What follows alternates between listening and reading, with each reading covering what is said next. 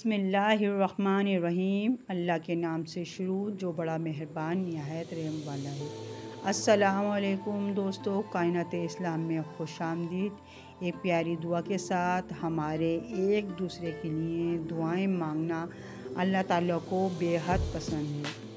میری دعا ہے اللہ عز و جل آپ کو دنیا و آخرت کی ہر نعمت سے نوازے اور زندگی کی ہر مشکل گھڑی سے ہمیشہ محفوظ رکھے، آمین۔ ویوز، آج میری ویڈیو کا موضوع ہے حضرت فاطمہ رضی اللہ تعالیٰ عنہا کے کھانے میں برکت۔ چلیں شروع کرتی ہوں۔ حضرت جابر صلی اللہ علیہ وسلم فرماتے ہیں کئی دن تک حضور صلی اللہ علیہ وسلم کو کھانے کو کچھ نہ ملا۔ جب بھوک نے حضور صلی اللہ علیہ وسلم کو بہت زیادہ ستایا تو آپ صلی اللہ علیہ وسلم اپنی تمام ازواج محترمات کے گھر میں تشریف لے گئے، لیکن آپ صلی اللہ علیہ وسلم کو کسی کے ہاں کھانے کو کچھ نہ ملا۔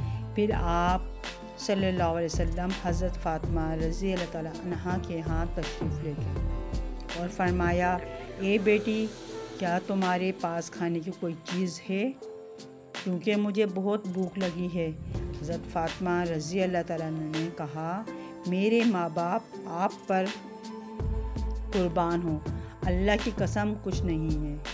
جب حضرت فاطمہ رضی اللہ تعالیٰ عنہا کے ہاں سے تشریف لے گئے تو حضرت فاطمہ رضی اللہ تعالیٰ عنہ کی ایک پڑوسن نے ان کے ہاں 2 روٹیاں اور گوشت ایک ٹکڑا بھیجا۔ حضرت فاطمہ رضی اللہ تعالیٰ عنہ نے کھانا لے کر اپنے ایک پیالے میں رکھ دیا اور اپنے دل میں کہا، اللہ کی قسم یہ کھانا حضور صلی اللہ علیہ وسلم کو کھلاؤں گی، نہ خود کھاؤں گی نہ اپنے بچوں کو کھلاؤں گی، حالانکہ یہ سب بھوکے تھے۔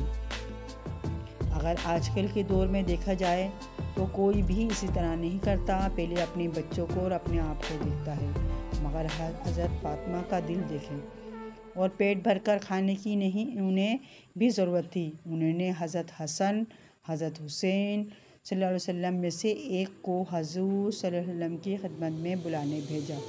حضور صلی اللہ علیہ وآلہ وسلم حضرت فاطمہ رضی اللہ عنہ کے ہاں دوبارہ تشریف لے آئے۔ حضرت فاطمہ رضی اللہ تعالیٰ عنہ نے عرض کیا، میرے ماں باپ آپ پر قربان ہیں، اللہ نے کچھ بھیجا ہے جو میں نے آپ کے لیے چھپا رکھا ہے۔ آپ صلی اللہ علیہ وسلم نے فرمایا، بیٹا لے آؤ۔ حضرت فاطمہ رضی اللہ تعالیٰ عنہ فرماتی ہیں، میں وہ پیالہ لے آئی، اس سے کھولا تو میں دیکھ کر حیران رہ گئی، کیونکہ سارا پیالہ روٹی اور گوشت سے بھرا ہوا تھا۔ میں سمجھ گئی یہ برکت اللہ کی طرف سے ہوئی ہے۔ دیکھیں اس میں کیا فرق ہے، اس میں یہ ہے کہ اچھی سوچ رکھیں گے تو اچھا کام ہوگا۔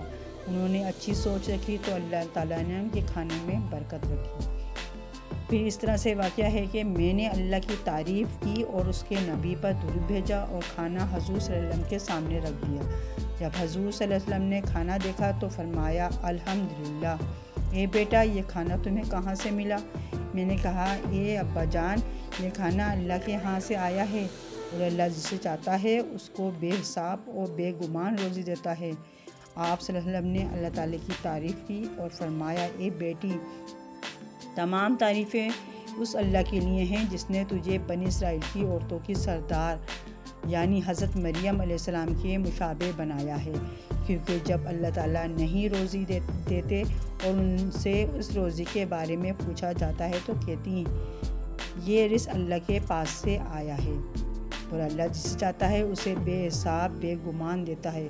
پھر حضور صلی اللہ علیہ وسلم نے عادلی میں سے بیچ کر حضرت علی کو صلی اللہ علیہ وسلم کو بلایا۔ پھر حضور صلی اللہ علیہ وسلم نے حضرت علی صلی اللہ علیہ وسلم، حضرت فاطمہ رضی اللہ عنہا، حضرت حسن اور حضرت حسین صلی اللہ علیہ وسلم، حضور صلی اللہ علیہ وسلم کی ازواج محترمات نے اور آپ کے تمام گھر والوں نے پیٹ بھر کر کھانا کھایا۔